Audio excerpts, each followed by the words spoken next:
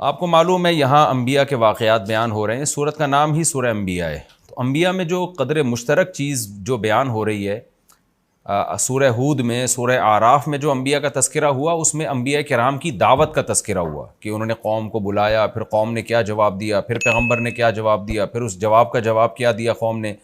وہاں پیغمبروں اور قوموں کے درمیان جو بھی ان کی بات چیت تھی اس کا قرآن نے تذکرہ کیا ہے۔ لیکن سورہ انبیاء میں پیغمبروں کے اللہ کے ساتھ جو معاملات تھے، کیسے کیسے مصیبتوں میں پیغمبروں نے اللہ کو پکارا، اس کا تذکرہ ہے، تاکہ یہ مضمون ثابت ہو کہ مصیبت میں صرف اور صرف اللہ کو پکارا جائے گا۔ تمام پیغمبروں نے مشکلات میں اللہ کو پکارا ہے اور اللہ نے ان کی مشکلات کو دور کیا ہے۔ تو اس حوالے سے یہ سورت قرآن کی دوسری سورتوں سے ممتاز ہے۔ دوبارہ مختصر بتاتا ہوں، دوسری سورتوں میں کیا ہے؟ انبیاء کی دعوت، کہ پیغمبروں نے قوم کو کیسے دعوت دی اور قوم نے جواب میں کیا کہا، اور پھر قوم کا انجام کیا ہوا۔ جبکہ سورہ انبیاء میں جو پیغمبروں کا تذکرہ ہے کہ ان پیغمبروں کا اللہ کے ساتھ کیا معاملہ تھا۔ ہاں، یہاں دعوت کا بھی تذکرہ ہے، لیکن دعوت کا تذکرہ کم ہے۔ وَنُوحًا إِذْ نَادَىٰ مِن قَبْلُ، اور نوح کا تذکرہ بھی کیجئے جب انہوں نے پہلے پکارا، یعنی ابراہیم سے بھی پہلے، کیونکہ اس سے پہلے حضرت ابراہیم کا تذکرہ گزرا ہے۔ فَاسْتَجَبْنَا لَهُ، ہم نے نوح کی پکار کو سنا۔ 950 سال نوح علیہ السلام نے دعوت دی اور سخت اذیت دی گئی نوح علیہ السلام کو۔ 1000 سال کا عرصہ کوئی کم نہیں ہوتا۔ تو اللہ کہتے ہیں پھر بالآخر ہم نے نوح کی پکار کو سنا۔ فَنَجَّيْنَاهُ، ہم نے نوح کو بھی نجات دی، وَأَهْلَهُ، اور ان کے اہل و عیال کو بھی، مِنَ الْكَرْبِ الْعَظِيمِ، بہت بڑی تکلیف سے۔ اس سے پتہ چلتا ہے کہ قوم کی طرف سے جو مخالفت تھی وہ تھوڑی نہیں تھی، بہت بڑی مخالفت تھی۔ اور اس سے بھی پتہ چلتا ہے کہ اللہ دعا قبول کرتا ہے، لیکن بعض دفعہ دیر ہوتی ہے۔ ایک مقولہ ہے نا کہ اللہ کے ہاں دیر ہے اندھیر نہیں ہے۔ تو نوح علیہ السلام تو کب سے دعائیں مانگ رہے ہوں گے، لیکن 950 سال کے بعد جا کے اللہ نے نوح علیہ السلام کو اس بدبخت قوم سے اللہ نے نجات دی۔ وَنَصَّرْنَاهُ مِنَ الْقَوْمِ الَّذِينَ كَذَّبُوا بِآيَاتِنَا، اور ہم نے مدد کی نوح کی اس ایسی قوم سے جو ہماری آیتوں کو جس نے جھٹلایا تھا۔ إِنَّهُمْ كَانُوا قَوْمَ سَوْءٍ، اللہ کہتے ہیں واقعی بڑی بری قوم تھی۔ فَأَغْرَقْنَاهُمْ أَجْمَعِينَ، ہم نے ساری قوم کو تباہ و برباد کر دیا، غرق کر دیا۔ وَدَاوُودَ وَسُلَيْمَانَ، اور اے نبی آپ داؤد اور سلیمان کا بھی تذکرہ کیجئے۔ اِذْ يَحْكُمَانِ فِي الْحَرْثِ، جب وہ دونوں ایک کھیتی کے بارے میں فیصلہ کر رہے تھے۔ احادیث میں، روایات میں اس کی تفصیل ہے، وہ یہ ہے کہ داؤد علیہ السلام بادشاہ تھے، سلیمان علیہ السلام آپ کے بیٹے اور جانشین تھے، ولی عہد تھے۔ آپ کے پاس ایک کیس آیا کہ ایک بکریوں کا ریوڑ پورا گھس گیا ایک کھیت میں اور بہت نقصان پہنچایا اس نے کھیت کو۔ اب جو کھیت کا مالک تھا وہ کیس لے کر آ گیا داؤد علیہ السلام کے پاس کہ بھئی اس کی بکریاں میرے کھیت میں گھسیں اور مجھے نقصان ہوا ہے تو میرے نقصان کی تلافی کی جائے۔ تو بکریوں کا مالک بھی پہنچ گیا۔ تو داؤد علیہ السلام نے قیاس کے مطابق فیصلہ کیا، سیدھا وہ فیصلہ یہ تھا کہ بھئی بکریوں نے جتنا نقصان پہنچایا ہے، کیونکہ یہ غلطی بکریوں کے مالک کی ہے، اس کا کام تھا اپنے ریوڑ کی حفاظت کرنا، اس نے حفاظت نہیں کی، بکریوں نے گھس کے کھیت میں جو نقصان پہنچایا تو تمام کا تمام تاوان یہ بکریوں کا مالک بھرے گا۔ لیکن کمال کی بات یہ تھی کہ وہ تاوان اتنا زیادہ آ رہا تھا جو بکریوں کی ریوڑ کی قیمت کے برابر تھا، یعنی اتنا فصلوں کو نقصان ہو گیا تھا کہ اس فصل سے جو آمدن ہوتی وہ بکریوں کی قیمت کے برابر تھی۔ لہذا طے یہ ہوا کہ حضرت داؤد نے یہ طے کیا کہ بھئی اب پوری بکریاں ہی اٹھا کے اس کو دے دی جائیں، یعنی ریوڑ پورا ہی اس کو دے دیا جائے، یعنی ظاہر اب قیمت دو یا بکریاں دے دو، بات ایک ہی ہے۔ تو اب یہ فیصلہ 100% انصاف پر مبنی تھا، لیکن اس میں بکریوں کے مالک کا نقصان بہت زیادہ تھا۔ بکریوں کے مالک کا اس میں بہت زیادہ نقصان تھا کہ اس کا پورا ریوڑ ہی جا رہا ہے۔ تو حضرت سلیمان علیہ السلام نے صلح کا راستہ اختیار کیا۔ انہوں نے فرمایا کہ نہیں، ہمارا مقصد یہ ہے کہ ہم جو کھیت کا مالک ہے اس کے نقصان کی تلافی بھی ہو، اصل مقصد تو یہ ہے، بکریوں کے مالک کو نقصان پہنچانا ہمارا مقصد نہیں ہے، بلکہ ہمارا بنیادی مقصد یہ ہے کہ جو کھیت میں جو نقصان ہوا ہے کسان کا یا زمیندار کا، وہ اس نقصان کی تلافی ہو جائے۔ کس طرح سے ہو، یہ تلافی کرے بکریوں کا مالک۔ تو اس کی تلافی کا آسان راستہ یہ ہے کہ یہ کھیت حوالے کیے جائے بکریوں کے مالک کو، کہ بکریوں کا جو مالک ہے نا وہ اس کھیت میں زراعت کرے گا، اور کھیت کو اس حالت پہ لوٹائے گا جس حالت پہ نقصان سے پہلے تھا، اور اس دوران یہ تمام بکریاں یہ کھیت کے مالک کے پاس رہیں گی، اور کھیت کا مالک ان بکریوں سے فائدہ اٹھائے گا، اس کا دودھ استعمال کرے گا، اور ظاہر دودھ ہی استعمال ہو سکتا ہے۔ یعنی جب تک یہ کھیت اپنی پہلی حالت پہ بحال نہیں ہو جاتا اس وقت تک کھیت کا مالک جو گزارا کرے گا وہ بکریوں کے دودھ سے کرے گا۔ اس کو کہتے ہیں سلو۔ سلو کا مطلب ہوتا ہے کہ آپ قانون کے مطابق فیصلہ نہ کریں بلکہ دو فریقوں میں کمپرومائز کا راستہ اختیار کریں آپ۔ تو جو بھی جج ہو یا قاضی ہو، اچھا جج، اچھا قاضی، اچھا فیصلہ کرنے والا وہی ہوتا ہے کہ وہ دونوں فریقوں کو کسی ایسی درمیانی بات پر آمادہ کر لے جس میں دونوں کا نقصان نہ ہو۔ تو داؤد علیہ السلام کا فیصلہ بھی حق پر مبنی تھا، لیکن اس میں بکریوں کے مالک کا نقصان بہت ہو رہا تھا، تو اس لیے داؤد علیہ السلام نے کیا کیا، سلیمان علیہ السلام نے صلح کا راستہ اختیار کیا کہ بھئی ہمارا مقصد تو یہ ہے کہ کھیت کے مالک کا جو نقصان ہوا ہے اس کی تلافی ہو جائے، تو تلافی ڈالی جائے بکریوں کے مالک کے ذمہ۔ اس سے کہا جائے بھئی تم ہمیں ویسے ہی کھیت کر کے دو جیسا پہلے تھا، اس میں تمہاری محنت لگے گی، لیکن اس محنت کے بدلے میں تمہاری بکریاں محفوظ ہو جائیں گی، تمہاری جو کئی سالوں کی کمائی ہے کہ ساری بکریاں اٹھا کے ہم کسی کو دے دیں وہ بچ جائے گی۔ تو اس پہ کھیت کے مالک بھی اس پہ راضی ہو گیا کہ ٹھیک ہے بھائی، جب تک میں بکریوں سے فائدہ اٹھاتا ہوں مجھے میرا کھیت پرانی کنڈیشن میں کر کے دے دے۔ تو یہ اس کو کہتے ہیں صلح۔ فقہ میں کتاب الصلح پورا ایک باب ہے، ہدایہ جو فقہ کی مشہور کتاب ہے، اس میں طلبہ پڑھتے ہیں کتاب الصلح۔ آج کے دور میں اس کی ایک بہترین مثال ہے ہمارے سامنے۔ ہمارے پاس بہت دفعہ یہ سوال آتا ہے کہ والد صاحب نے زندگی میں گھر بنایا تھا، اس کے اوپر ایک والد صاحب نے پورشن بنا دیا، اب کیا ہوا کہ بڑے بیٹے نے یا منجلے بیٹے نے اس پورشن کے اوپر ایک اور مکان بنا دیا جس مکان کا وہ بیٹا مالک تھا۔ اب والد کے مرنے کے بعد مسئلہ یہ کھڑا ہوتا ہے کہ زمین اور نیچے کا پورشن اس کا تو مالک والد صاحب تھے، اور جو اوپر والا پورشن ہے اس کا مالک تھا بڑا بیٹا۔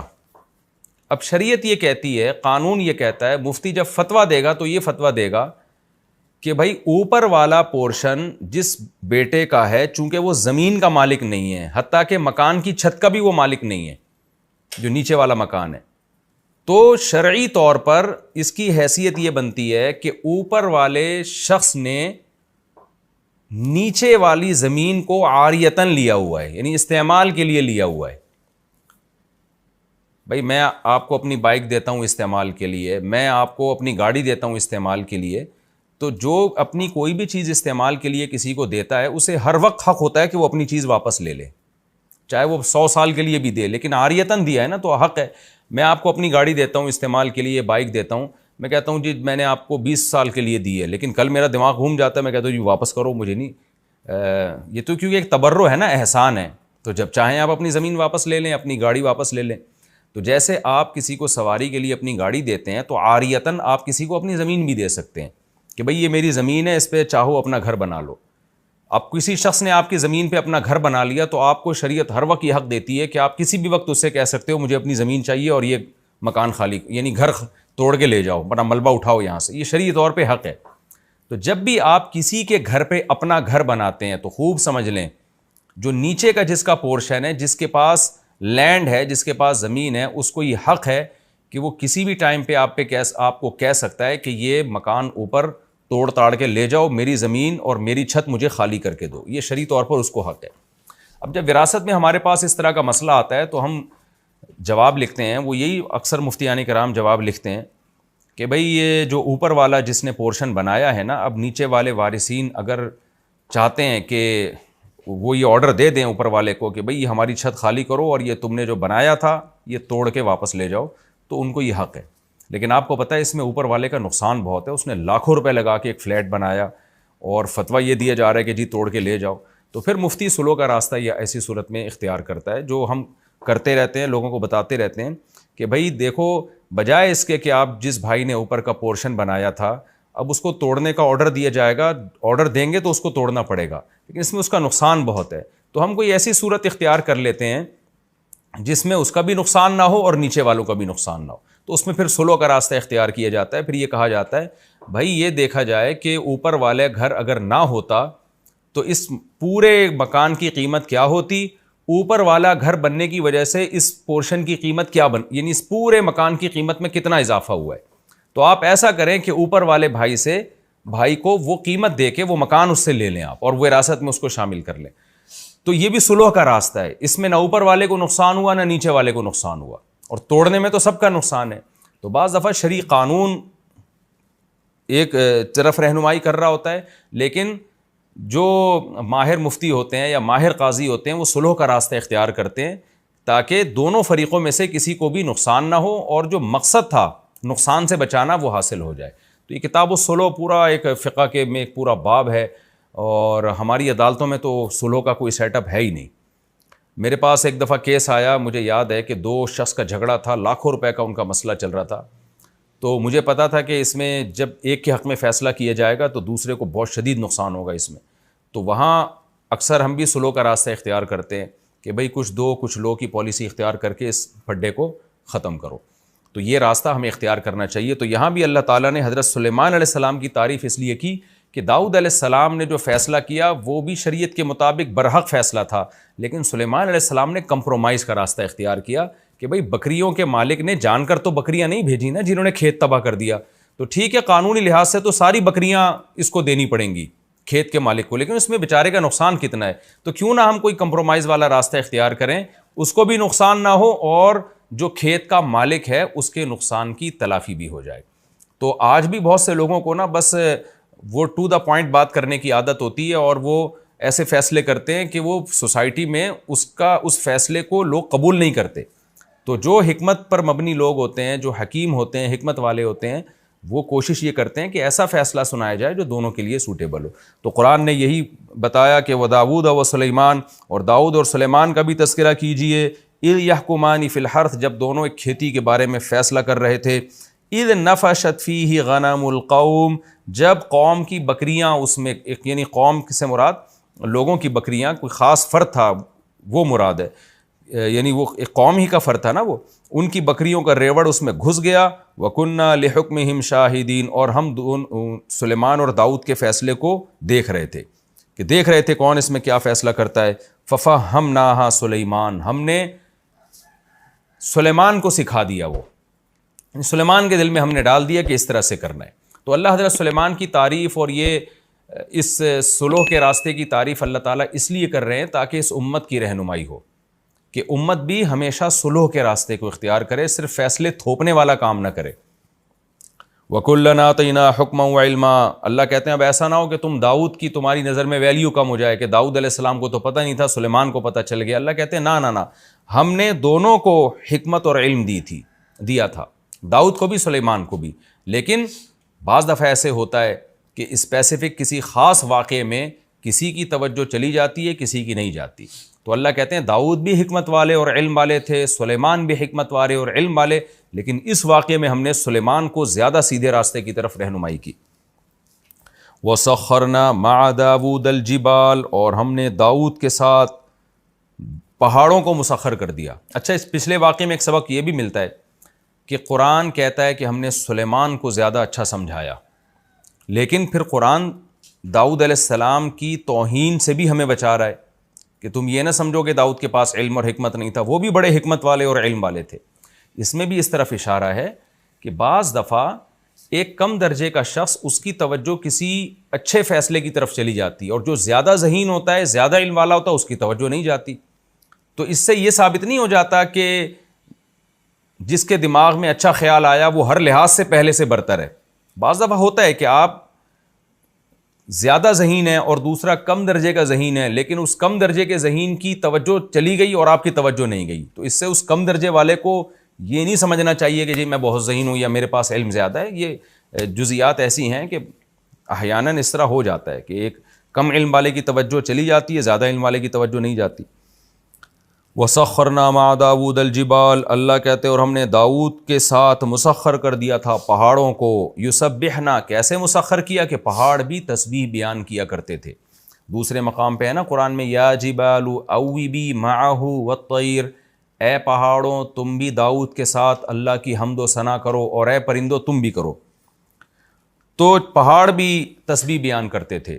دیکھیں قرآن سے پتہ چلتا ہے کہ اس کائنات کی ہر چیز اللہ کی تسبیح بیان کرتی ہے. سورہ نور میں ہے وَإِن مِّن شَيْءٍ إِلَّا يُسَبِّحُ بِحَمْدِهِ. ہر چیز اللہ کی تسبیح بیان کرتی ہے. تو سوال پیدا ہوتا ہے کہ جب ہر چیز تسبیح بیان کرتی ہے تو یہاں داؤد علیہ السلام کی کیا خصوصیت ہوئی کہ ہم نے پہاڑوں کو مسخر کیا اور وہ بھی تسبیح کرتے تھے؟ تو اس سے صاف پتہ چلتا ہے کہ ویسے تو ہر چیز بزبان حال اللہ کی تعریف کر رہی ہے، لیکن جو داؤد علیہ السلام کا معجزہ تھا وہ یہ تھا کہ باقاعدہ سبحان اللہ الحمدللہ کی پہاڑوں سے آوازیں آیا کرتی تھی. یہ معجزہ تھا داؤد علیہ السلام کا کہ داؤد علیہ السلام جب زبور تلاوت کرتے یا اللہ کی حمد و ثنا کرتے تو پہاڑوں سے بھی لا الہ الا اللہ کی اور پرندوں سے بھی لا الہ الا اللہ کی آوازیں آنا شروع ہو جایا کرتی تھی. وَكُنَّا فَاعِلِينَ. اللہ کہتے ہیں اور یہ سارے کام ہم کر رہے تھے. یہ بھی ایک اشکال کا جواب ہے کہ پہاڑ کیسے اللہ کی تسبیح بیان کر رہے ہیں، پرندے کیسے کر رہے ہیں؟ تو اللہ کہتے ہیں پرندہ نہیں کر سکتا زبان کے ذریعے کہ وہ زبان انسان کی سمجھ میں آئے، پہاڑ نہیں بول سکتا، لیکن یہ سارے کام ہم کر رہے تھے. اسی سے علماء نے استدلال کیا ہے کہ جتنے بھی معجزے پیغمبروں سے صادر ہوتے ہیں ان کا اصل فاعل اللہ ہوتا ہے، پیغمبر نہیں ہوتے. تو اس لیے اللہ کہہ رہے ہیں سارے کام میں کر رہا تھا، داؤد نہیں کر رہے تھے یہ سارے کام، کہ ان کے حکم پر پہاڑوں کا سے جو آواز آئی ہے تو یہ آواز ہم نے نکالی ہے پہاڑوں سے. وَعَلَّمْنَاهُ صَنْعَةَ لَبُوسٍ لَكُمْ. اللہ کہتے ہیں ہم نے داؤد کو سکھایا صنعۃ لبوس. لبوس کی تشریح میں کر چکا ہوں ترجمے میں. زرہیں جو جنگی لباس ہوتے ہیں نا، سر سے پاؤں تک انسان لوہے کا لباس پہن کے وہ ڈھک جاتا ہے، پھر دشمن کے لیے آپ کو تلوار تیر کے ذریعے نقصان پہنچانا بہت مشکل ہوتا ہے. تو اللہ کہتے ہیں ہم نے اے لوگو تمہارے لیے، یعنی اے بنی اسرائیل یا اے اہل اسلام تمہارے لیے، تمہارے کا مطلب ان کا فائدہ ہم سب اٹھا رہے ہیں. جب زرہیں ایجاد ہو گئیں تو سب نے فائدہ اٹھایا اس کا. تمہارے لیے ہم نے یہ سب صنعت داؤد کو سکھائی. لِتُحْصِنَكُم مِّن بَأْسِكُم. تاکہ یہ زرہیں تمہیں تمہاری لڑائیوں میں محفوظ کریں. تو داؤد علیہ السلام کو اللہ نے زرہیں بنانا بھی سکھایا. فَهَلْ أَنْتُمْ شَاكِرُونَ. اللہ کہتے ہیں بتاؤ اب تم شکر ادا کرو گے. اس آیت سے یہ بھی پتہ چلتا ہے کہ دنیاوی علم کی بھی اللہ کی نظر میں بڑی ویلیو ہے. اب یہ زرہیں بنانا اور پہننا یہ جنگوں میں ڈیفنس کے کام آتی ہے یہ چیز. تو اللہ نے داؤد علیہ السلام کو یہ سب چیزیں سکھائیں تاکہ آپ جنگ میں اپنا دفاع مضبوطی سے کر سکیں. تو آج بہت سے لوگ افراط و تفرید کا شکار ہیں. کچھ لوگ دین کے علم کی ان کی نظر میں ویلیو ہی نہیں ہے، یہ ہمارا لبرل طبقہ ہے. اور کچھ لوگ صرف دین کے علم ہی کو علم مانتے ہیں، دنیا کے علم کو کوئی حیثیت ہی نہیں دیتے. یہ بھی غلو کا شکار ہیں. تو قرآن میں جہاں دین کے علم کی فضیلت ہے وہاں دنیاوی علم کی بھی فضیلت ہے. ظاہر ہے تو دنیا کا علم تھا نا، زرہیں بنانا اور جنگوں میں استعمال کرنا. تو جو بھی قوم اپنے ڈیفنس کے لیے محنت کرتی ہے، کوشش کرتی ہے، ٹیکنالوجی میں ترقی کرتی ہے، اس زمانے کی یہ ٹیکنالوجی ہی تھی. کیونکہ قرآن میں دوسرے مقام پر آتا ہے وَقَدِّرْ فِي السَّرْدِ. ہم نے لڑیاں جوڑنا سکھائیں داؤد علیہ السلام کو. کیونکہ یہ ایسے ہی دیسی طریقے سے نہیں ہوتا کہ جی ایک پلیٹ لا کے ادھر ویلڈنگ کر دی، ادھر ویلڈنگ کر کے آپ نے ایک خول چڑھا لی اپنے اوپر. بازو ہیں آپ کے، جوائنٹس ہیں آپ کے، اس کو موو کرنا ہے. یہ تو قدر فی السردی. اللہ کہتے ہیں ہم نے ان کو لڑیوں کو جوڑنا سکھایا داؤد علیہ السلام کو. تو اس طرح سے انہوں نے زرہیں بنائی تاکہ جنگوں میں ہمارے کام آئیں. آگے اللہ فرماتے ہیں وَلِي سُلَيْمَانَ الرِّيحَ. اور ہم نے سلیمان کے لیے ہوا کو مسخر کر دیا عاصفۃً. بڑی طوفانی ہوا تھی. اچھا قرآن میں ایک جگہ آتا ہے کہ رخاء نرم ہوا تھی، اور ایک جگہ آتا ہے تیز ہوا تھی، عاصفہ تیز ہوا. تو علماء نے تطبیق دی ہے کہ وہ رفتار کے لحاظ سے تیز تھی لیکن اسموتھ ہونے کے اعتبار سے وہ نرم تھی. کیونکہ تیز ہوا ہلا دیتی ہے انسان کو، ڈرا دیتی ہے انسان کو، اٹک پٹک کر دیتی ہے.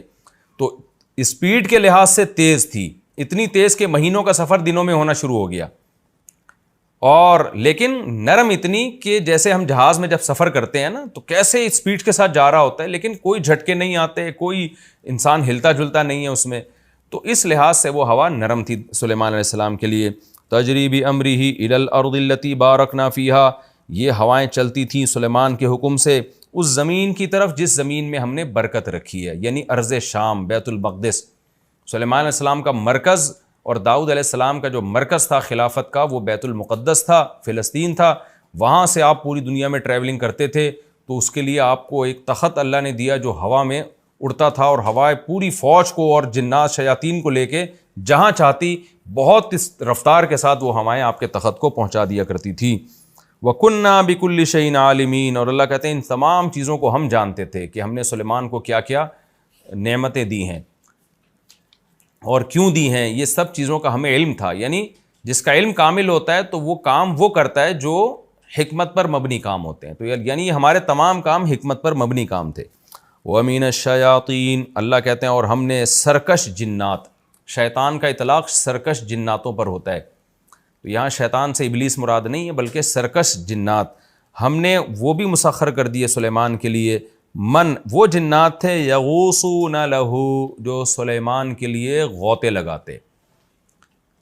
جیسے روایات میں اور قرآن میں ہے کہ سمندر کے اندر غوطے لگاتے. کیوں لگاتے؟ سمندر کے اندر سے نایاب موتی، ہیرے، جواہرات نکالتے تاکہ سلیمان علیہ السلام کی معیشت اس سے مضبوط ہو. یہ بھی اگر آپ دیکھیں کہ معدنیات کا کسی ملک میں نکلنا اس ملک کی معاشی ترقی کے لیے بہت مفید ہے. اس کا ثبوت قرآن سے بھی ہے. تو سلیمان علیہ السلام کی حکومت کو اللہ مضبوط کرنے کے لیے کیا اللہ نے کیا کہ جنات کو آپ کے تابع کر دیا. وہ سمندر کی تہہ میں جا کے ہیرے جواہرات نکالتے. اس سے بھی پتہ چلتا ہے کہ دنیاوی اسباب اختیار کرنا یہ نہ توکل کے خلاف ہے نہ شریعت کے خلاف ہے. ورنہ سلیمان علیہ السلام کو کیا ضرورت تھی کہ سمندروں میں غوطے لگوا کے وہاں سے ہیرے جواہرات نکالیں، موتی نکالیں. وہ کہتے بھائی ہم دنیا دار لوگ تھوڑی، ہم تو بس اللہ اللہ کریں گے اور جو کرنا ہوگا اللہ نے خود کرے گا، اللہ خود کرے گا. ہمیں ہیرے جواہرات اور اتنا عالی شان تخت بنانے کی کیا ضرورت ہے. لیکن ایک اسٹیبل گورنمنٹ تھی سلیمان علیہ السلام کی، زبردست حکومت تھی، اور اللہ نے آپ کو مشن دیا تھا کہ پوری دنیا میں آپ نے اس حکومت کو قائم کرنا ہے. تو اس کے لیے اللہ نے آپ کو اسباب اور وسائل دیے. آگے اللہ فرماتے ہیں وَيَعْمَلُونَ عَمَلًا دُونَ ذَلِكَ، اور اس کے علاوہ بھی بہت سارے اعمال یہ شیاطین کیا کرتے تھے. دوسرے مقام پہ آتا ہے، وہ جب ہم وہاں پہنچیں گے تو وہاں میں اس کا تفصیلی تذکرہ کروں گا کہ وہ جنات سلیمان علیہ السلام کی جو فوجیں تھیں نا، ان کے لیے بڑے بڑے دیگڑے بنایا کرتے تھے تاکہ وہ فوجی بیرکوں میں جا کے اس میں کھانا کھائیں. تو اتنے بڑے بڑے برتن بنایا کرتے تھے اور قلعے بنایا کرتے تھے، اور وتماثیل وجفان کالجواب وقدور الراسیات. تو ایسے بہت سارے کام، بڑی بڑی عمارتیں بنایا کرتے تھے ان کے لیے. تو بہت سارے کام جو انسانوں کے لیے بنانا بہت مشکل تھا، تو جنات کے ذریعے سلیمان علیہ السلام وہ کام کیا کرتے تھے. آگے اللہ فرماتے ہیں وَكُنَّا لَهُمْ حَافِظِينَ. سوال پیدا ہوتا ہے اتنے بڑے بڑے سرکش جنات سلیمان کے تابع کیسے ہو گئے؟ ظاہر ہے جو جن سمندر میں گھس کے اس کی تہہ سے موتی نکال کے لا رہا ہے اور بڑے بڑے پہاڑوں پہ پتھروں کو لے کے جا رہا ہے، تو انسان کو بھی بڑا نقصان پہنچا سکتا ہے، اور انسان کے تابع کیوں بنے گا؟ اس کا اللہ نے جواب دیا وَكُنَّا لَهُمْ حَافِظِينَ. ان جنات کی حفاظت ہم کر رہے تھے. حفاظت کا مطلب پہرا ہم دے رہے تھے کہ وہ سرکش نہ ہونے پائیں. اس سے پتہ چلتا ہے کہ آج کے عاملین جو کہتے ہیں نا ہم نے جناتوں کو تابع کیا ہوا، یہ جھوٹ بولتے ہیں. جنات کو تو اللہ نے تابع کیا تھا، سلیمان علیہ السلام کے لیے مسخر کیا. تو تبھی تو قرآن اشکال کا جواب دے رہا ہے کہ اتنے پاورفل جنات انسان کے فرما بردار کیسے بن گئے. تو اللہ کہتے ہیں وہ خود تھوڑی بنے، کنّا لہم حافظین، ہم حفاظت کر رہے تھے ان کی، ہم نے ان کو ہلنے نہیں دیا، سلیمان کا روب ان کے اوپر ڈال دیا. تو آج کے عامل نہ تو سلیمان علیہ السلام ہیں نہ یہ اتنے پاورفل ہیں کہ یہ جنات کو اپنے قابو میں لیں. حقیقت یہ ہے کہ جنات نے ان کو اپنے قابو میں لیا ہوا ہوتا ہے اور پھر ان سے الٹے الٹے کام جنات کروا رہے ہوتے ہیں. وَأَيُّوبَ إِذْ نَادَىٰ رَبَّهُ. اللہ کہتے ہیں ایوب کا بھی تذکرہ کیجئے، ان کی بھی پکار ہم نے سنی. اذ نادیٰ ربہ، جب انہوں نے اپنے رب کو پکارا. انی مسنی الضر، اے اللہ مجھے بیماری پہنچی ہے. وانت ارحم الراحمین، تو رحم کرنے والوں میں سب سے زیادہ رحم کرنے والا ہے. دیکھیں ایوب علیہ السلام کئی سال کسی خطرناک اور تکلیف دہ بیماری میں پڑے رہے. وہ بیماری کیا تھی اس کا ہمیں حدیث میں تذکرہ نہیں ملتا، جو بھی تھی لیکن تکلیف دہ بیماری تھی. اسی بیماری میں کہا جاتا ہے کہ ایک وبا پھیلی جس میں ایوب علیہ السلام کے اہل و عیال کا بھی انتقال ہو گیا. آپ کو اللہ نے خوب اولاد دی تھی، ساری اولاد اسی وبا میں، یا تو وبا تھی کہ سارے اہل خانہ اس کی لپیٹ میں آئے، یا وبا نہیں تھی، ویسے ہی کوئی بیماری کی وجہ سے سارے اہل و عیال کا انتقال ہو گیا. صرف آپ کی ایک زوجہ بچی تھیں جنہوں نے آپ کی بڑی خدمت کی. جیسے کہ سورہ صاد میں آتا ہے کہ حضرت ایوب حدیث میں بھی اس کی تفصیل ہے کہ ایوب علیہ السلام کی زوجہ نے بہت صبر کیا اپنے شوہر کی بیماری پہ، کئی سال اپنے شوہر کی خدمت کرتی رہیں. لیکن ایوب علیہ السلام چونکہ اتنا عرصہ بیمار تھے، جب انسان بیمار ہوتا ہے اس کی طبیعت میں تھوڑا سا چڑچڑا پن پیدا ہو جاتا ہے. تو ان کی زوجہ سے ایک دن آپ کی خدمت میں کچھ کوتاہی ہوئی. حضرت ایوب علیہ السلام کو غصہ آیا، آپ نے فرمایا میں ٹھیک ہو گیا تو تجھے 100 کوڑے ماروں گا میں. لیکن بعد میں آپ کو ندامت ہوئی کہ بھئی یہ میری بیوی تو بڑی نیک ہے، اس نے بیماری میں اتنی خدمت کی ہے. جب ٹھیک ہو گئے نا تو اب پریشان کہ اللہ میں تو اپنی قسم اور پیغمبر قسم کے بھی کبھی بڑا خیال کرتے ہیں کہ میں کیسے اس خدمت گزار بیوی کو جو ہے 100 کوڑے ماروں. اب اپنی قسم کو دیکھتے اور اپنی بیوی کو دیکھتے تو اللہ نے آپ کو حیلہ بتایا. وَخُذْ بِيَدِكَ ضِغْثًا فَاضْرِب بِهِ وَلَا تَحْنَثْ. اے ایوب تو اپنی زبان کی بھی لاج رکھ, قسم بھی پوری کر لے. اور ہم قسم پوری کرنے کا طریقہ بتاتے ہیں کہ ایک جھاڑو لے جس میں 100 تنکے ہوں, ایک ہی دفعہ بیگم کو مار دے بس. تو بیگم کو بھی پتا ہو کہ بھئی اللہ نے حیلہ بتایا تاکہ قسم میں بری ہو جائیں. تو ایوب علیہ السلام نے ایسے ہی کیا. تو اللہ نے حضرت ایوب علیہ السلام کی زوجہ کی بھی رعایت کی اور ایوب علیہ السلام کی بھی رعایت کی. باقی سارا خاندان حضرت ایوب علیہ السلام کا وفات پا گیا. تو آپ کو تنہائی محسوس ہوتی تھی, لیکن اس طویل بیماری میں اور ان تنہائی کے ایام میں اولاد جب آپ سے چھین لی گئی, سب کی موت واقع ہو گئی, تو ایوب علیہ السلام صبر کرتے رہے. تو قرآن نے ایوب علیہ السلام کے بارے میں فرمایا انا وجدناہ صابرا, ہم نے بڑا صبر والا پایا. آج تھوڑی سی پریشانی آتی ہے, خودکشی کی باتیں, منہ سے غلط باتیں. ایوب علیہ السلام کی ساری اولاد کا انتقال ہو گیا اور تنہا ہو گئے, صرف ایک زوجہ بچی تھیں جو خدمت کرتی تھیں, اور طویل عرصہ بیماری میں. تو قرآن کہتا ہے پھر ایوب نے ہمیں پکارا, انی مسنی الضر, اے اللہ مجھے بہت مصیبت پہنچ چکی ہے. یعنی پیغمبر کا بھی صبر ایک انتہا کو پہنچتا ہے اور اللہ بھی اتنا آزماتا ہے. اے اللہ میں بہت مشکل میں ہوں. وَأَنْتَ أَرْحَمُ الرَّاحِمِينَ, تو رحم کرنے والوں میں سب سے زیادہ رحم کرنے والا, یعنی تو مجھ پہ ترس کھا. دیکھیں دعائیں تو ایوب علیہ السلام اس وقت سے ہی مانگ رہے ہوں گے نا جب سے بیمار ہیں. پیغمبر تو دعائیں مانگنے میں بخل تھوڑی کرتے ہیں, لیکن یہ وہ دعا ہے جو بہت ہی عاجزی کے ساتھ نکلی. مسنی الضر, بیماری کا لفظ نہیں کہا کہ مجھے بیماری پہنچی ہے, مطلب مصیبت پہنچی ہے مجھے بہت زیادہ, اور تو مجھ پر رحم کر. تو اللہ کہتے ہیں فاستجبنا لہ, ہم نے ان کی دعا کو قبول کیا. اللہ چاہتے پہلے دن قبول کر لیتے, لیکن اللہ اپنے نیک بندوں کو بعض دفعہ طویل آزمائش میں ڈالتے ہیں اور پھر اللہ ان کی دعاؤں سے اس آزمائش کو دور کرتے ہیں. اللہ فرماتے ہیں فاستجبنا لہ, ہم نے ایوب کی دعا کو قبول کیا.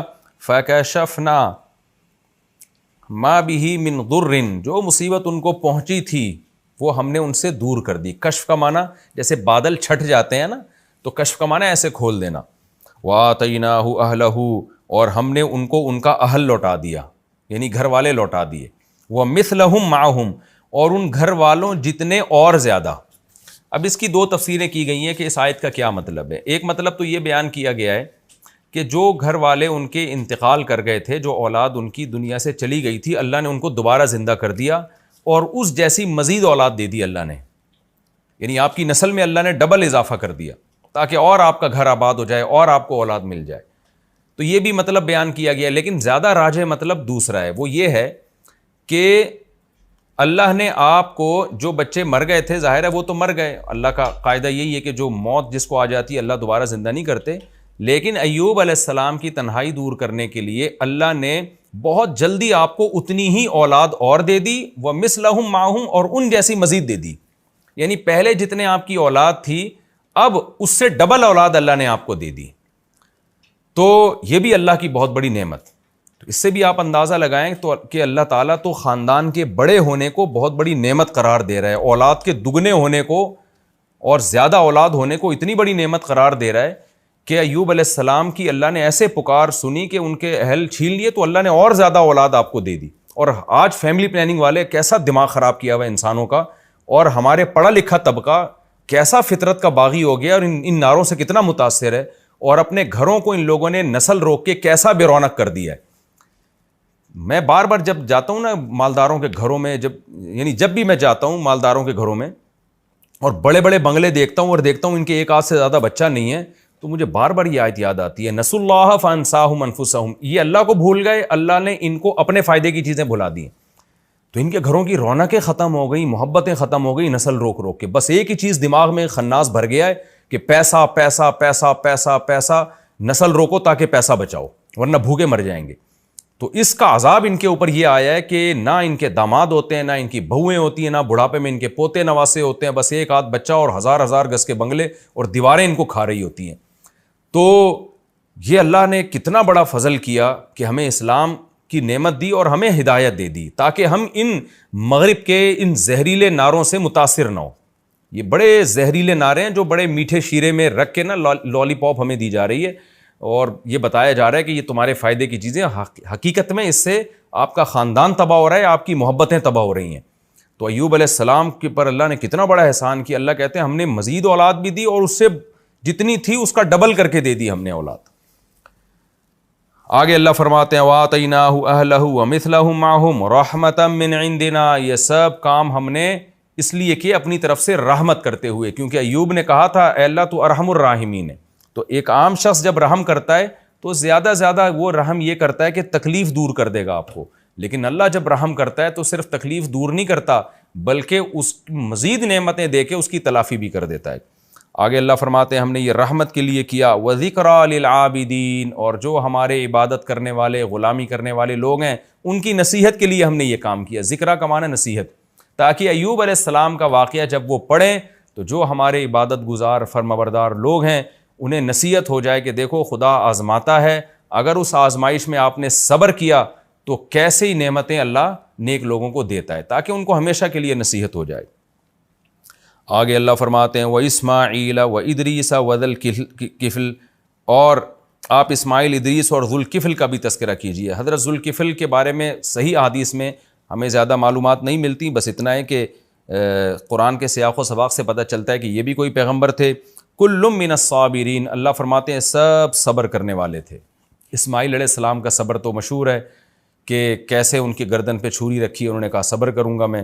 ادریس علیہ السلام بھی صبر والے پیغمبر تھے، اس کی تفصیل ہمیں نہیں ملتی احادیث اور قرآن میں، اور ذوالکفل بھی صبر والے پیغمبر تھے، کیا صبر کیا ہمیں نہیں ملتا، لیکن اتنی بات ہے کہ ان سب نے صبر کیا۔ اللہ فرماتے ہیں کل من الصابرین، یہ سب صبر کرنے والے لوگ تھے۔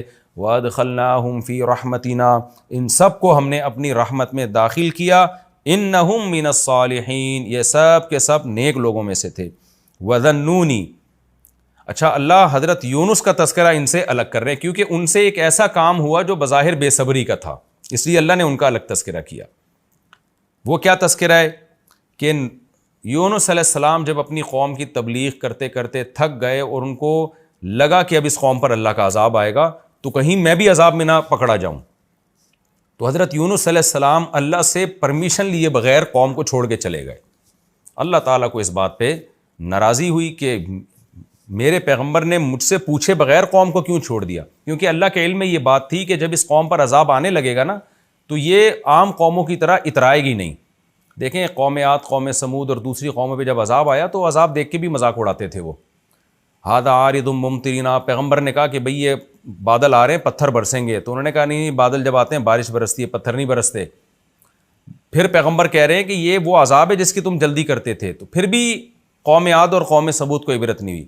لیکن یونس علیہ السلام کی قوم وہ خوش قسمت قوم تھی کہ جب انہوں نے عذاب آتا دیکھا نا بادل تو وہ ڈر گئے، ان کو لگا کہ بھئی یہ خدا کا عذاب ہے، یونس علیہ السلام نے کہا تھا اور وہ ہم علاقہ بھی چھوڑ کے چلے گئے، اب تو واقعی عذاب آ رہا ہے، تو فوراً وہ توبہ کرنے لگے، پوری قوم گڑ گڑانے لگی۔ تو اللہ کے علم میں چونکہ یہ بات پہلے سے تھی کہ یہ قوم ہدایت پا جائے گی، ایمان لے آئے گی، تو اس لیے اللہ تعالیٰ کو یونس علیہ السلام کا قوم کو ایسے چھوڑ کے جانا پسند نہیں آیا۔ لیکن یونس علیہ السلام کا مقصد خدا کی نافرمانی نہیں تھی، یونس علیہ السلام پر اللہ کے خوف کا غلبہ تھا، اللہ کی خشیت کا غلبہ تھا۔ حالانکہ آپ کو پتہ تھا کہ اللہ پیغمبروں کو عذاب نہیں دیتا، لیکن اللہ کا خوف، اللہ کا جلال، اللہ کا عذاب ایسی چیز ہے کہ پیغمبر، جیسے حدیث میں آتا ہے نا جب ذرا سی بارش تیز یعنی بادل آتے، ہوائیں چلتی، ہمارے نبی پر ایک خوف طاری ہو جایا کرتا تھا۔ تو یونس علیہ السلام کا بھی معاملہ ایسے ہوا۔ وَذَنُّونِ، اللہ فرماتے ہیں نون والے مچھلی والے کا بھی تذکرہ کریں۔ اِذ ذَهَبَ مُغَاضِبًا، جب وہ غضبناک ہو کے گیا، کس سے غضبناک ہوا؟ قوم سے۔ فَظَنَّ، اور وہ یہ سمجھ بیٹھا، أَلَّن نَّقْدِرَ عَلَيْهِ، کہ ہمیں یونس پر قدرت ہی نہیں ہے۔ دیکھیں یہ قرآن کی بلاغت ہے، یہاں لفظی ترجمہ تو یہ ہوگا کہ یونس یہ سمجھے کہ ہمیں اللہ کو ان پر قدرت ہی نہیں ہے، حالانکہ پیغمبر یہ سمجھ ہی نہیں سکتے نا، تو یہ بلاغت ہے، یہ ہم عام محاوروں میں بھی استعمال کرتے ہیں کہ جب کوئی شخص یہ سمجھتا ہے نا کہ فلاں مجھے عذاب ہی نہیں دے گا، تکلیف ہی نہیں دے گا، تو ہم کہتے ہیں کہ یہ سمجھتا ہے کہ گویا اس کو اس پہ قدرت ہی نہیں ہے۔ تو اس سے مقصد یہ نہیں ہوتا کہ قدرت نہیں ہے، مقصد یہ ہوتا ہے جس کو قدرت ہوتی ہے تو وہ سزا بھی دیتا ہے، تو جس کو قدرت نہیں ہوتی وہ سزا نہیں دیتا. تو اصل مقصد قرآن کے بیان کرنے کا یہ ہے کہ یونس علیہ السلام یہ سمجھے کہ اللہ آپ کو اس غلطی پہ، اس مسٹیک پہ سزا نہیں دے گا. تو اس کو قرآن نے بلاغتاً یوں تعبیر کیا کہ یونس یہ سمجھے کہ اللہ کو آپ پر قدرت ہی نہیں ہے. تو یہ بلاغت ہے.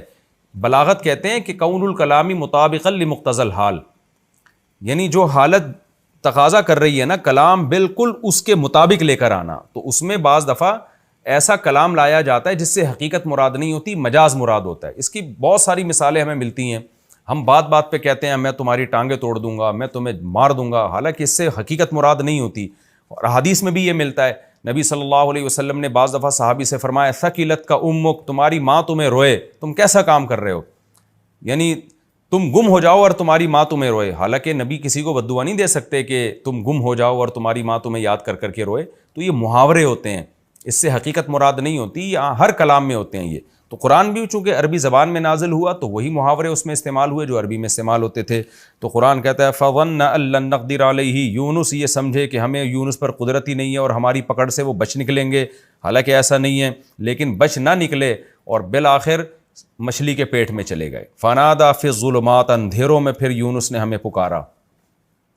یونس علیہ السلام جب فرار ہوئے نا اور سمندر کے راستے کشتی میں بیٹھے تو آگے جا کے بھنور آیا اور کشتی ڈوبنے لگی. تو کشتی کے ملاح نے کہا کہ بھئی ایک شخص کو کشتی سے نکلنا پڑے گا تاکہ کشتی کا وزن ہلکا ہو، اور کوئی ایسا شخص ہے جو اپنے مالک کی پرمیشن کے بغیر آیا ہے. تو یونس علیہ السلام کو احساس ہو گیا کہ بھئی میں اللہ کی مرضی کے بغیر آیا ہوں تو یہ میرے ہی لیے ہوا ہے یہ سب کچھ. تو یونس علیہ السلام نے ارادہ کیا کہ وہ کشتی سے اتر جاتے ہیں، سمندر میں چھلانگ لگا لیتے ہیں. لیکن قوم نے کہا کہ نہیں، ہم قرآن اندازی کریں گے، اور قرآن اندازی میں حضرت یونس ہی کا نام آیا. تو یونس علیہ السلام کو کشتی سے کیسی بڑی آزمائش، آپ دیکھیں سمندر کی موجوں میں کوئی چلا جائے تو کتنی بڑی آزمائش ہے. تو یونس علیہ السلام نے سمندر میں چھلانگ لگائی، مچھلی منہ کھول کے کھڑی ہوئی تھی، مچھلی نے آپ کو نگل کے سمندر کی تہہ میں لے گئی. اب قرآن کہتا ہے کئی اندھیروں میں اللہ نے یونس علیہ السلام کو وحی نہیں کی کہ اے یونس تو نے غلطی کی ہے، نہ. یونس علیہ السلام کو خود احساس ہو گیا. تو اس سے پتہ چلتا ہے نیک لوگوں کے ساتھ جب کوئی ایسا کام ہو رہا ہو نا جو ان کی آزمائش ہو تو ان کو احساس ہو جاتا ہے کہ ہم سے کوئی غلطی ہوئی ہے جس کی ہمیں سزا مل رہی ہے. تو یونس علیہ السلام جب اندھیروں میں گئے ہیں، یعنی ایک مچھلی کے پیٹ کا اندھیرا، سمندر کی تہہ کا اندھیرا اور رات کا اندھیرا، تو یہ تمام اندھیرے مل گئے. یونس علیہ السلام نے پھر مچھلی کے پیٹ میں پکارا، ان کو احساس ہو گیا کہ مجھ سے کوئی غلطی ہوئی ہے، اور کہا کہ لا الہ الا انت، اے اللہ تیرے سوا کوئی عبادت کے لائق نہیں، یعنی میں صرف تجھی کو پکاروں گا. سبحانک، تو ہر عیب سے پاک ہے. کیا مطلب؟ میرے ساتھ جو تو نے یہ معاملہ کیا کہ مجھے سمندر کی تہہ میں پہنچا دیا، کشتی سے نکلوا دیا، تو یہ میرا قصور ہے، تیرا قصور نہیں ہے، کیونکہ تو عیب سے پاک ہے. انی کنت من الظالمین، اور ظالم میں ہی ہوں. تو یہ بھی توبہ کا ایک طریقہ ہوتا ہے کہ اپنی غلطی کا اعتراف کر لینا. اللہ فرماتے ہیں فاستجبنا لہ، ہم نے یونس کی پکار کو سنا. کتنی بڑی فضیلت ہے دعاؤں کی. آج سارا زور لوگوں نے وظیفوں پہ اور روحانی ٹوٹکوں پہ لگایا ہوا ہے، دعائیں مانگنے کا رواج ختم ہو گیا. یونس علیہ السلام نے لا الہ الا انت سبحانہ کی تسبیح نہیں پڑھی تھی وہاں بیٹھ کے، وظیفے کے طور پہ نہیں پڑھا تھا، دعا مانگی تھی اللہ سے. ایوب علیہ السلام نے اللہ سے دعا مانگی، زکریا علیہ السلام نے اللہ سے دعا مانگی. تو آج دعاؤں کو فوکس نہیں کر رہے لوگ. اللہ کہتے ہیں ہمیں پکارا، ہماری حمد و ثنا کی، فاستجبنا لہ، ہم نے یونس کی پکار کو قبول کیا. ونجیناہ من الغم، اور جس غم میں یونس مبتلا تھے، کتنا بڑا غم، کیسا خوف، سمندر کے بیچ میں جائیں کیسا خوف ہوتا ہے. وہ اللہ کہتے ہیں ہم نے یونس کو اس غم سے نجات دی. کیسے نجات دی؟ دوسرے مقام پر آتا ہے کہ مچھلی آئی اور سمندر کے کنارے ایسے اگل دیا مچھلی نے آپ کو، اور پھر اللہ نے آپ کے قریب ایک درخت پیدا کر دیا فوراً، اس درخت کی چھاؤں میں آپ کو سکون ملا. پھر اللہ کہتے ہیں ہم نے ان کو آپ کی قوم کی طرف دوبارہ بھیجا. وَنَجَّيْنَاهُ مِنَ الْغَمِّ، اللہ کہتے ہیں ہم نے آپ کو غم سے نجات دی. وَكَذَلِكَ نُنْجِي الْمُؤْمِنِينَ، اور اسی طرح ہم ایمان والوں کو نجات دیا کرتے ہیں. کیا مطلب؟ جن کا خدا پہ ایمان ہوتا ہے. بے ایمانوں کو نہیں، بے ایمانوں کی دعائیں قبول نہیں ہوتی. آج تو ہماری دعائیں بے اثر ہو گئی ہیں، اس کی وجہ یہ ہے کہ ہمیں اللہ پر ایمان ہی ختم ہو گیا ہے. ہم تو ٹرائی کر رہے ہوتے ہیں کہ قبول ہو گئی تو ٹھیک ہے، نہیں ہوئی تو چلو مانگنے میں کیا جا رہا ہے؟ تو دعاؤں میں وہ جان اور وہ طاقت ہمارے ختم ہو چکی ہے۔ تو اللہ نے فرماتے ہیں وَكَذَلِكَ نُنْجِي الْمُؤْمِنِينَ، ہم ایمان جو ہم پر اعتماد کرتے ہیں، ایمان لاتے ہیں، اس طرح سے ہم ان کو نجات دیتے ہیں، یعنی تمام ناکامیوں کے اسباب کے ہوتے ہوئے ہم ان کو کامیاب کر دیتے ہیں۔ وَزَكَرِيَّا إِذْ نَادَى رَبَّهُ، اور زکریا کو بھی یاد کیجئے جب اس نے اپنے رب کو پکارا اور کیا کہا، ربی لا تذرنی فردن، اے اللہ تو مجھے اکیلا مت چھوڑ۔ بوڑھے ہو چکے ہیں، بال سفید ہو چکے ہیں، بیوی 90-100 سال کی، وہ بھی بڑھیا، لیکن اللہ تعالیٰ فرماتے ہیں کہ ہمیں زکریا نے پکارا، اے اللہ تو مجھے اکیلا مت چھوڑ، وانت خیر الوارثین، اور تو سب سے بہتر وارث ہے، یعنی اصل میں تو میرا وارث تو ہی ہے۔ وارث کا مطلب سب کے جانے کے بعد جو رہتا ہے وہ تو ہی رہتا ہے، لیکن میں چاہتا ہوں کہ دنیا کے لحاظ سے بھی میرا کوئی وارث بنے، میری کوئی اولاد بنے جو کہ باپ کی وارث ہوتی ہے۔